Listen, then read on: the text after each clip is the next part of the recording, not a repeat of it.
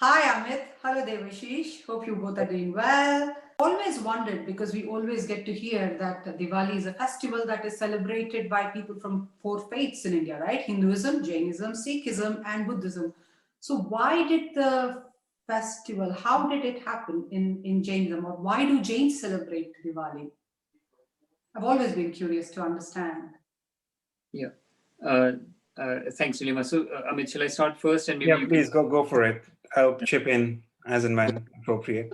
This is one of the two important festivals in Jainism, uh, and the reason it's quite an important event for Jains is there were two important things that happened on Diwali day.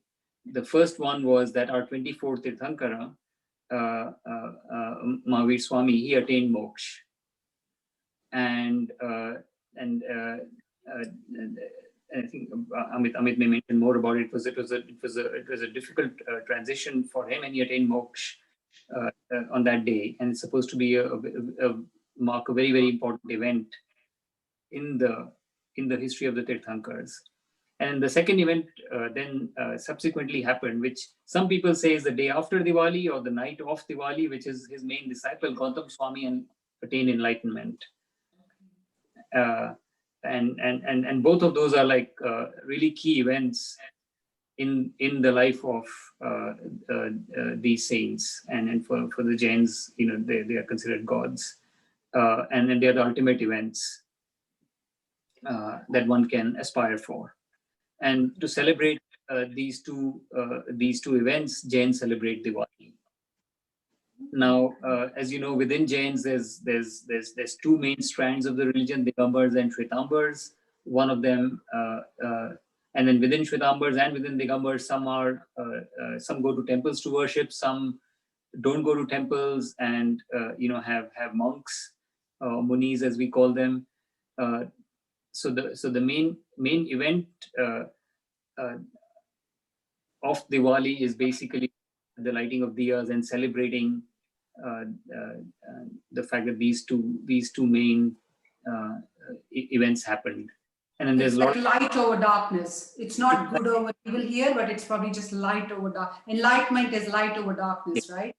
So, Yes. Yeah, that is very true. Actually, so I'm glad you mentioned that. It's more about the enlightenment as opposed to the victory of anyone over anyone else. yeah. And just picking up from Devashish said, I think just worth mentioning also why it was such a big event is because even for Mahavir Swami, he was born as a god, right? And as you know, the holy grail in Jainism is to attain moksha. And Mahavir Swami ultimately attained moksha on this day, auspicious day. And he had led already, I can't remember, 37th or 38 lives in order to achieve it. So he'd already gone through 37 lives trying to achieve moksha, and he hadn't gotten it till then. And now he attains it, which is why it is such a big deal.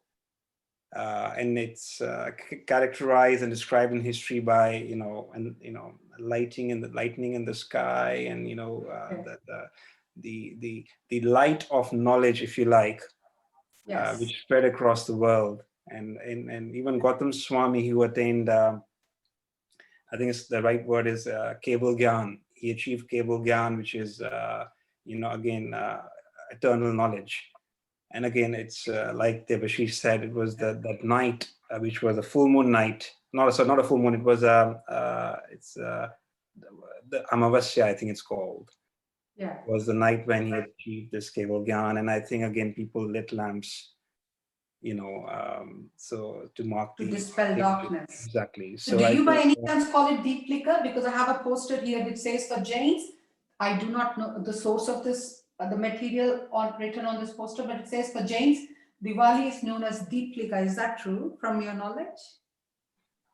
Deep liquor? No, you call it Diwali otherwise. Diwali, I do recall some of my older relatives calling it Deeplika, but we ourselves never called it, and maybe we just got too intermingled in urban cities with other Yes. communities. Yes. But I have heard the name before, but we ourselves never used it in our family. Okay. And the customs, are they the same as the Hindus? Do you celebrate it over a few days? and make sweets. Is it similar customs? How you celebrate Diwali? But do you So want to take it, Devashish, or? why don't you go first, Amit? Well, let me go first. So look, the how and the customs, and I think I'm conscious because it might differ from where you come from. Like the Gujarati Jains and the Marwari Jains and Punjabi Jain might be doing it very differently. And I think in Gujarat, for example, I think it's marked by a lot of fasting. The people observe Pelas, which is basically 3 days of fasting around Diwali, right? And that's their way of doing it. I think in Punjab, for example, I think it's, of course, people observe their religion, but beyond that, I think it's also a moment of festivity, perhaps something to do with, Hindus, Sikhs, everybody, having a sort of festive occasion, right?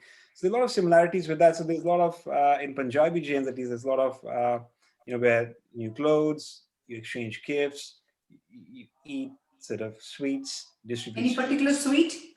Any particular dish? No, that you anything know. that people fancy, quite frankly. Okay. But so it's marked, but with also by all these festive sort of things on top of observing the religious event. So I don't know, Devashish, how has it been for you guys? So it's really interesting. I think this is kind of almost the beauty of all these different cultures and religions in India, that a lot of these things intersect.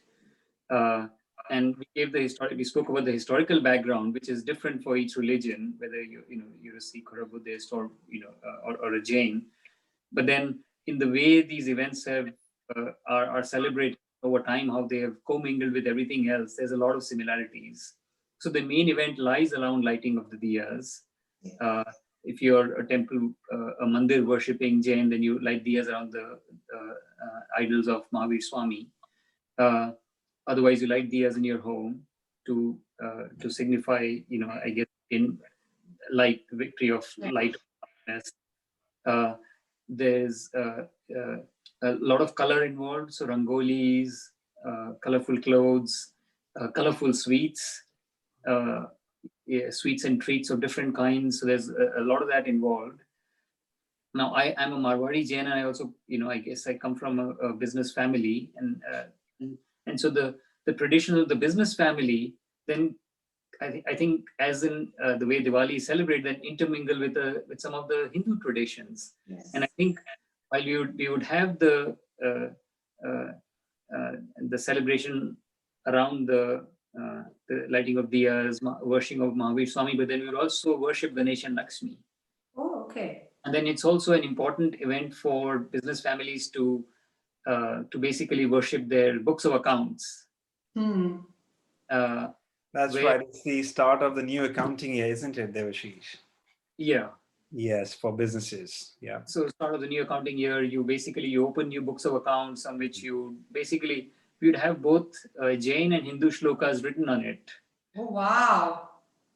And I guess it's different. Is Jain script different to the Sanskrit? Maybe, I don't know. Shlokas are written in Sanskrit, right? Historically, of course. So many of the Jain shlokas are written in Prakrit. Prakrit. Okay. I think now you're beyond the outer bounds of my knowledge. It's really fascinating because India is such a big country. To see we're all united through a festival which is celebrated differently, but exactly like how India is. We're all different, but we all have similar spirit, I suppose. Absolutely, Nilima. I think the festive spirit is what unifies in a way, all of us together like that. And I think we might, say a Shanti part as opposed to Hindus saying their own part and the Sikhs sort of reciting their own sort of, a part. But I think it's the spirit and the festiveness of it, which goes beyond religion. And it unites people in a way to come together and take part in these festivities, together, which is what is remarkable. Thank you very much, Devashish. Thank you very much, Amit, for participating in this conversation and enlightening us with the knowledge that this is how Jains celebrate Diwali. Thank you once again, and best wishes to you both. Well, thank you for having us. Thank you for having us.